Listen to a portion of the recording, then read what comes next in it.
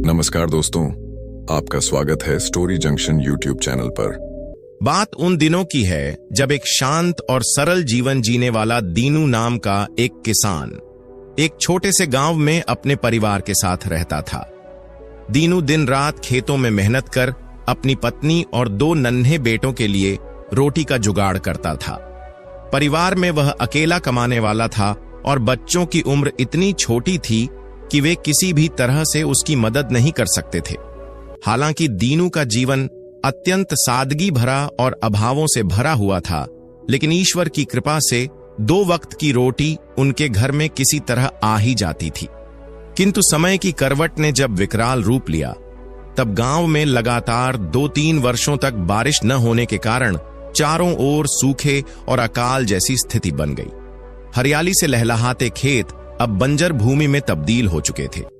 अन्न के एक एक दाने को तरसते किसान अब हताश होकर या तो गांव छोड़ चुके थे या फिर शहरों की ओर काम की तलाश में भटक रहे थे। चोरी डकैती की घटनाएं भी गांव में बढ़ने लगी थीं। दीनू का परिवार भी इस त्रासदी से अछूता नहीं रहा। घर में राशन खत्म हो चला था, बच्चों की भूख बुझाना कठिन हो गया था। एक दिन उसकी पत्नी मोहिनी चिंता से भरे स्वर में कहने लगी, सुनिए जी, गांव के हालात दिन ब दिन बिगड़ते जा रहे हैं। मेरा कहना मानिए, अब समय आ गया है कि आप भी किसी बड़े नगर में जाकर मजदूरी करें। शायद वहां कोई ऐसा काम मिल जाए जिससे हम सबकी जिंदगी फिर से पटरी पर लौट सके। मोहिनी की बात दीनू को बिल्कुल सही लगी। उसने ठान लिया कि अब वह भी गांव छोड़कर किसी नगर में रोजगार की तलाश करेगा ताकि अपने परिवार के लिए कुछ बेहतर कर सके। अगले दिन भोर होते ही उसने एक छोटी सी पोटली में अपना जरूरी सामान बांधा, बच्चों को चूमा और पत्नी की आंखों में उम्मीद की चमक छोड़कर एक अनजान नगर की ओर चल पड़ा। लगातार 2 दिनों की कठिन और थकाऊ यात्रा के बाद दीनू एक बड़े और भीड़ भाड़ वाले नगर में पहुंचा। वहां पहुंचते ही वह काम की तलाश में हर दरवाजे पर दस्तक देने लगा। उसने कभी भी किसी काम को छोटा नहीं समझा, चाहे वह ईंट ढोने का काम हो, बर्तन मांजने का या फिर किसी दुकान पर सामान उठाने का। वह हर काम को ईमानदारी और लगन से करता। धीरे धीरे नगर में उसकी मेहनत और ईमानदारी की चर्चा फैलने लगी। लोग उसे काम पर बुलाने लगे और उसे अच्छे पैसे भी मिलने लगे। दीनू बहुत समझदारी से केवल उतना ही खर्च करता जितना उसकी रोटी और रहने के लिए जरूरी होता। बाकी बचे पैसों को वह एक छोटी सी थैली में जमा करता रहता, मन में ये सोचते हुए कि थोड़ी और मेहनत करूंगा, कुछ और पैसे जोड़ूंगा, फिर अपने परिवार के पास लौट जाऊंगा। वहीं सोच, वहीं मेहनत और ईमानदारी के बल पर दीनू ने नगर में रहते हुए लगातार कई वर्षों तक अथक परिश्रम किया और अंततः 1 लाख रुपये की बड़ी रकम जमा कर ली। दीनू जैसे एक साधारण और निर्धन व्यक्ति के लिए 1 लाख रुपये की राशि किसी खजाने से कम नहीं थी। यह उसकी वर्षों की कठिन तपस्या और पसीने की कमाई थी, जिसे उसने बड़ी मेहनत और त्याग से जोड़ा था। यही कारण था कि उस राशि को लेकर उसके मन में लगातार चिंता बनी रहती थी। वह अक्सर सोचता, अगर किसी कारणवश यह रकम गुम हो गई या चोरी हो गई तो मेरा तो सब कुछ खत्म हो जाएगा। वह जानता था कि इस रकम को हर समय अपने साथ लेकर घूमना मूर्खता होगी, क्योंकि कभी भी कोई अनहोनी हो सकती थी। यदि किसी चोर या बदमाश को इस थैली का पता चल गया तो वो जान से मारकर उसकी पूरी पूंजी लूट सकता था। घर में भेजने या छिपाने का विचार भी उसे सही नहीं लग रहा था, क्योंकि वहां से भी यह रकम चोरी हो सकती थी। दीनू का मन तमाम शंकाओं और आशंकाओं से घिरा हुआ था। उसे डर था कि कहीं कोई उसे यह रकम छिपाते हुए देख न ले, क्योंकि वह जानता था कि दुनिया में ईमानदारों से ज्यादा चालाक, ठग और लालची लोग भरे पड़े हैं। अंततः लंबे विचार विमर्श के बाद उसने यह तय किया कि वह अपनी जमा पूंजी नगर के सबसे प्रसिद्ध और विश्वसनीय साहूकार सेठ गोपी के पास अमानत के रूप में रख देगा। नगर के लोग कहते थे कि सेठ गोपी बेहद ईमानदार, नेक और भरोसेमंद व्यक्ति हैं, जिनके पास लोग अपनी बड़ी बड़ी रकमें निश्चिंत होकर रखते हैं। यह सुनकर दीनू को लगा कि उसकी मेहनत की कमाई वहां सबसे सुरक्षित रहेगी। जब वह गांव वापस लौटने का मन बनाएगा, तब जाकर वह अपनी राशि ले लेगा। यह निश्चय कर वह सीधे साहूकार गोपी के विशाल हवेली नुमा घर की ओर चल पड़ा। जब वह वहां पहुंचा तो सेठ गोपी ने उसे ऊपर से नीचे तक देखा और कुछ संदेह भरे स्वर में पूछा, कहो भाई, किस लिए आए हो? दीनू ने हाथ जोड़ते हुए विनम्रता से कहा, सेठ जी, मैं आपसे एक विनती करने आया हूं। मैंने बड़ी मेहनत से 1 लाख रुपये कमाए हैं और चाहता हूं कि आप इस रकम को कुछ समय के लिए अमानत के रूप में अपने पास सुरक्षित रख लें। मुझे इस नगर में इससे बेहतर और सुरक्षित जगह कोई नहीं लगती। सेठ गोपी थोड़ी देर चुप रहा, फिर गंभीरता से बोला, अरे भाई, मैं तो खुशी खुशी यह काम करूंगा। अपनी पूंजी को सुरक्षित रखने के लिए इससे बेहतर स्थान तुम्हें वाकई नहीं मिलेगा। यह सुनकर दीनू के चेहरे पर राहत की झलक दिखी। उसने वह थैली सेठ के हवाले कर दी। सेठ गोपी ने रकम को ध्यानपूर्वक गिना और फिर उसे अपनी बड़ी सी मजबूत लोहे की तिजोरी में रखवा दिया। अब दीनू पूरी तरह निश्चिंत हो गया था। उसके दिल से एक बड़ा बोझ उतर गया था और वह फिर से काम में लग गया। समय बीतता गया और कुछ ही महीनों में 6 महीने और गुजर गए।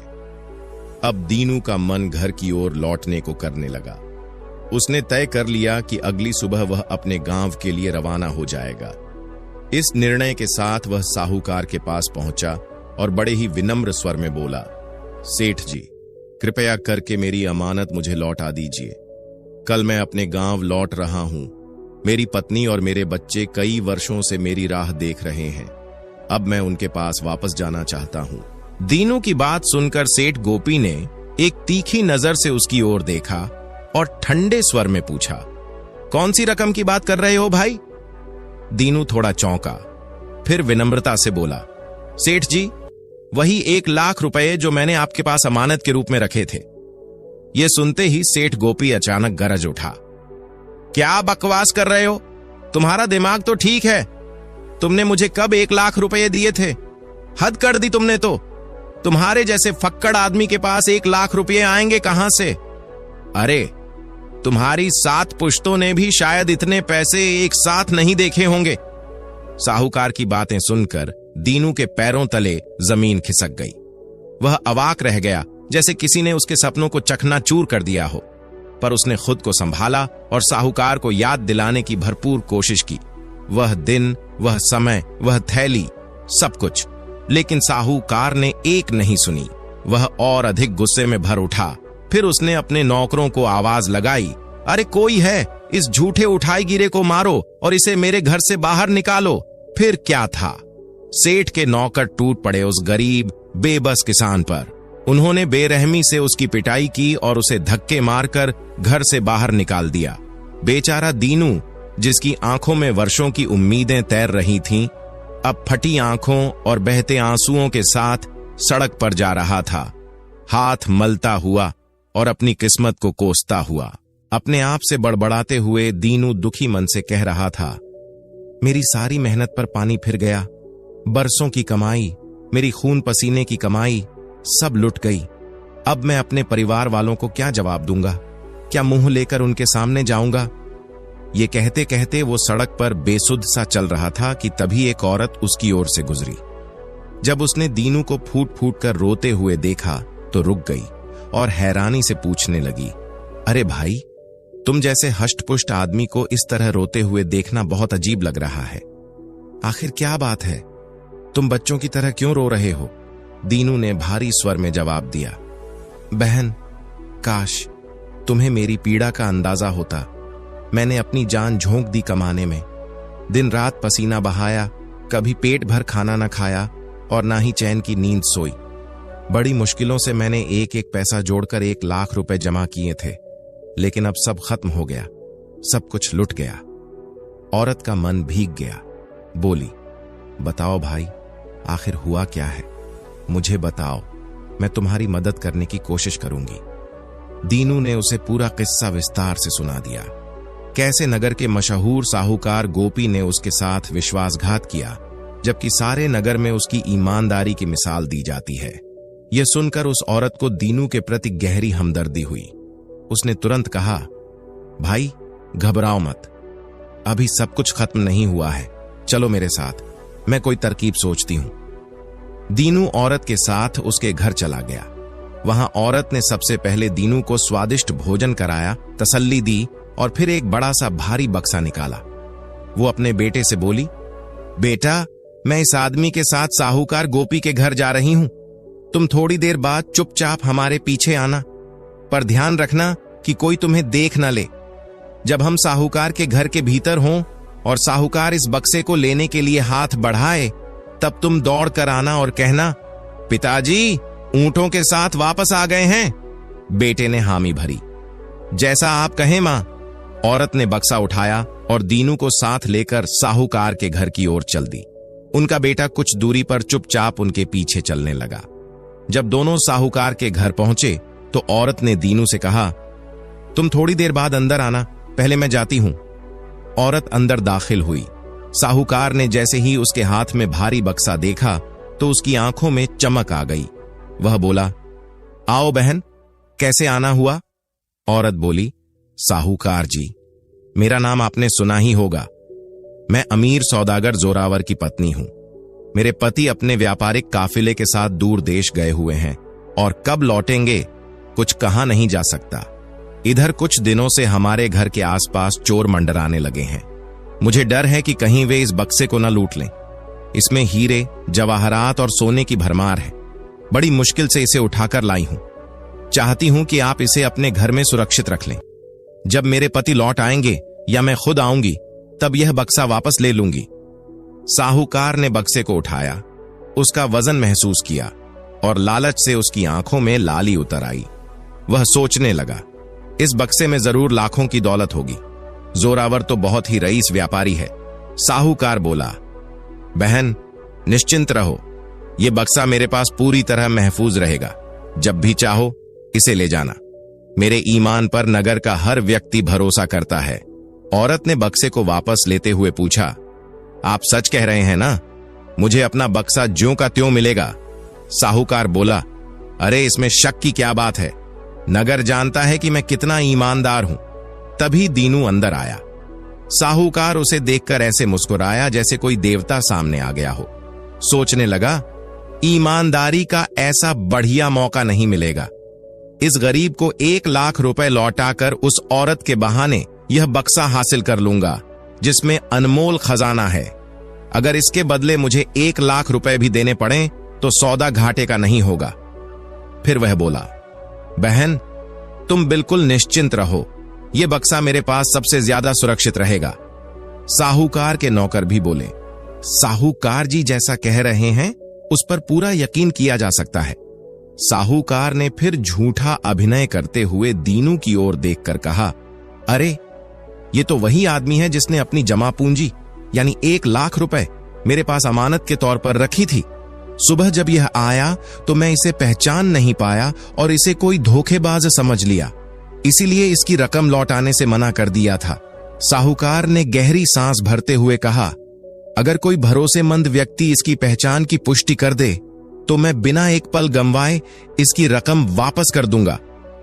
साहूकार की बात सुनकर वह महिला तुरंत गंभीर लहजे में बोली, साहूकार जी, मैं इस आदमी को लगभग 2 वर्षों से जानती हूं। यह मेहनती गरीब दूर दराज के गांव से रोजगार की तलाश में इस नगर में आया था। पूरे 1 वर्ष तक इसने मेरे घर में काम किया है। दिन रात एक करके इसने अपनी मेहनत की कमाई जमा की है। आप खुद देखिए, इसके हाथों की रेखाओं में गहराई और गड्ढे इसकी मेहनत की गवाही दे रहे हैं। साहूकार ने अपनी चालाक मुस्कान को छुपाते हुए कहा, अच्छा, अगर तुम इसे जानती हो तो फिर देर करने का कोई कारण नहीं बनता। मेरे भाई, मेरे पास आओ और अपने 1 लाख रुपए ले जाओ। उसने तत्परता से अपनी तिजोरी खोली, गड्डी में से नोट निकाले और पूरे 1 लाख रुपए दीनू के हाथ में रख दिए। फिर वह महिला की ओर मुखातिब हुआ और बोला, बहन, अब तो तुम्हें यकीन हो गया होगा कि इस नगर में सबसे सुरक्षित जगह मेरी ही है। लोग मुझे अपने धन की जिम्मेदारी सौंपते हैं और मैं उन्हें उनका धन 100% ईमानदारी से लौटा देता हूं। इसके तुरंत बाद साहूकार ने उस भारी बक्से की ओर नजरें गड़ा दी और अधीरता से अपने हाथ उसकी ओर बढ़ाते हुए बोला, अब तुम निश्चिंत होकर यह डिब्बा मेरे पास छोड़ सकती हो। जाओ, चैन की नींद लो। लेकिन तभी गली के मोड़ से एक लड़का दौड़ता हुआ आया और उत्साहपूर्वक बोला, मां, चलो जल्दी घर चलो, पिताजी ऊंटों और सारा माल लेकर लौट आए हैं और तुम्हारा इंतजार कर रहे हैं। महिला ने बड़ी चतुराई से आश्चर्य का अभिनय करते हुए कहा, अरे वाह, ये तो बहुत अच्छी खबर है। अब जब मेरे पति लौट आए हैं तो फिर मुझे किसी भी खतरे या चोरी का डर नहीं है। वह मुस्कुराते हुए बोली, मेरे पति साहूकार जी से कम नहीं हैं। वे खुद अपनी दौलत की रक्षा करने में सक्षम हैं। यह कहकर महिला ने बक्सा अपने सिर पर रखा और वहां से निश्चिंत होकर बाहर निकल गई। घर से बाहर निकलते ही उसने दीनू की तरफ देखा और स्नेहपूर्वक कहा, भाई, जीवन में किसी भी परिस्थिति में खुद को इतना कमजोर मत समझो कि तुम टूट जाओ। याद रखो, कोई भी चालाक या धोखेबाज हमेशा जीतता नहीं है। उसकी मक्कारी एक न एक दिन जरूर उजागर होती है। अब तुम अपने गांव लौट जाओ। वहां की जमीन तुम्हारे खून पसीने की कमाई की साक्षी बनेगी। अब वहां जाकर चैन से जियो। जितना भटके हो उसका अब अंत हो चुका है। दीनू की आंखें नम थीं। भावुक स्वर में बोला, बहन, तुमने इस अनजाने शहर में मेरी जो सहायता की है वो कोई सगी बहन भी शायद न करती। मैं तुम्हें कभी नहीं भूल सकता। और फिर वह अपनी आंखों में कृतज्ञता के आंसू लिए अपने गांव की ओर चल पड़ा। अब उसके पास न केवल उसकी मेहनत की कमाई थी, बल्कि विश्वास और आत्मसम्मान भी। उधर साहूकार भीतर ही भीतर क्रोध से तिलमिला उठा। उसने अपने पैर जमीन पर पटकते हुए कहा, हाय री मेरी किस्मत, सब कुछ तो मेरे हाथों में था। बस 1 घंटे की देरी होती और वह डिब्बा मेरी तिजोरी में होता। वह सोने चांदी और हीरे जवाहरात से भरा हुआ बक्सा मेरी किस्मत बदल सकती थी, पर सब कुछ लुट गया। हाय री फूटी किस्मत। वह बड़बड़ाते हुए उसी बात को बार बार दोहराता रहा। बेड़ा गर्क हो उस सौदागर का, उसे अभी ही आना था। थोड़ा सा और देर कर देता तो मैं आज मालामाल हो चुका होता। उधर दीनू 3 दिन का लंबा और थकाऊ सफर तय करके अपने गांव पहुंच गया। इतने वर्षों बाद अपने परिवार को देखकर उसकी आंखों में चमक लौट आई थी। उसके बच्चे अब बड़े हो चुके थे। गांव के हालात भी अब पहले जैसे नहीं रहे। सूखा खत्म हो चुका था और चारों तरफ हरियाली फैल चुकी थी। दीनू ने अपने बेटों के साथ मिलकर फिर से खेती का काम शुरू किया। उसने खेतों के लिए बैलों की एक मजबूत जोड़ी खरीदी, अच्छी किस्म के बीज लिए और पूरी लगन से खेतों को संवारने लगा। अब उसके घर में किसी चीज की कोई कमी नहीं थी। समय बीतता गया। उसके बेटे जवान हो चुके थे और पड़ोस के गांव की सुशील लड़कियों से उनके विवाह भी संपन्न हो गए। नई बहुओं के आने से घर में रौनक और अधिक बढ़ गई। दीनू और उसकी पत्नी को अब आराम मिलने लगा। घर की देख रेख बहुएं करती और खेतों की जिम्मेदारी बेटे निभाते। इसी बीच वह महिला जिसने दीनू की विपत्ति के समय सहायता की थी, जिसका नाम था आशा, दीनू की मुंह बोली बहन बन चुकी थी। वह समय समय पर दीनू से मिलने उसके गांव आया करती। वहीं हर रक्षाबंधन पर दीनू स्वयं आशा से राखी बंधवाने जाता और अपनी बहन को उपहार देता। समय के साथ दीनू अब दादा बन चुका था। उसके पोते पोतियां आंगन में खेलते और उसका घर अब खुशियों से गुलजार था। खेती बाड़ी की जिम्मेदारी अब बेटों के हाथ में थी और घर की साज संभाल बहुएं बखूबी कर रही थीं। दीनू और उसकी पत्नी अब बुढ़ापे में चैन और सुकून की जिंदगी जी रहे थे।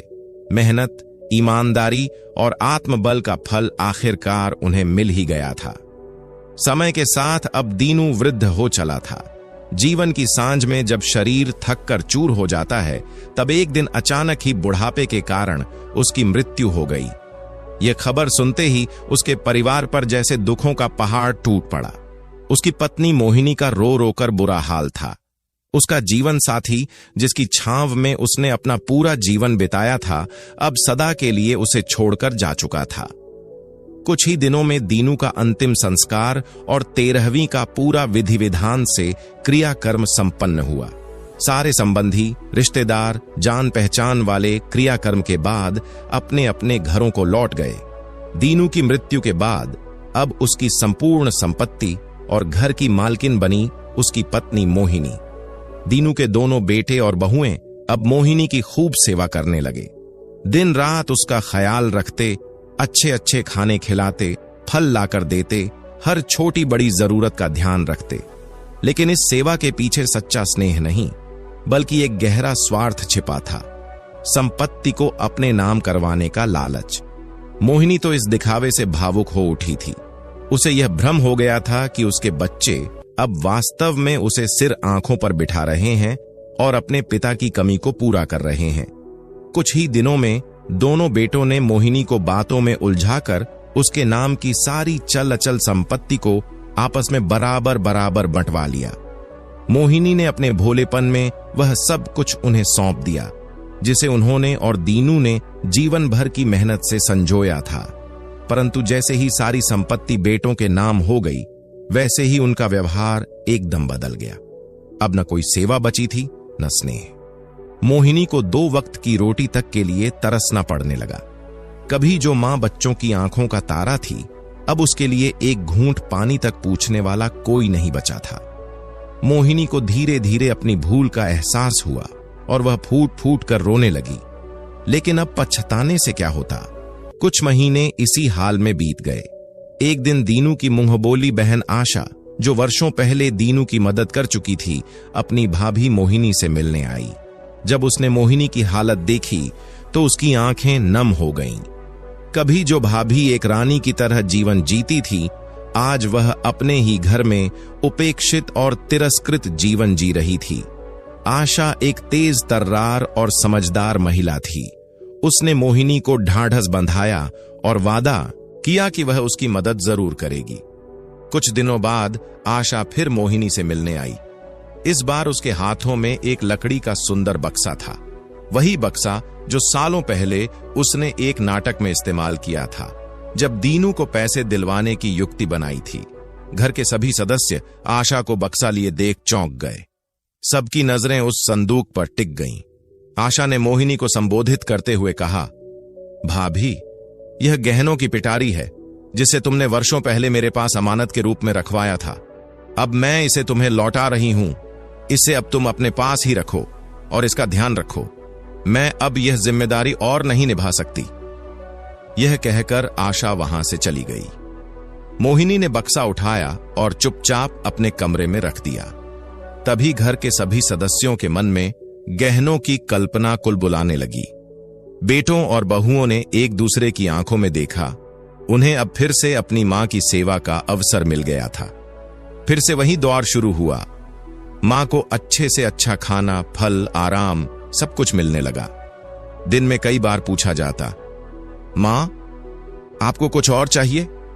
लेकिन इस बार मोहिनी ने ठान लिया था, अब वह भावनाओं के बहकावे में नहीं आएगी।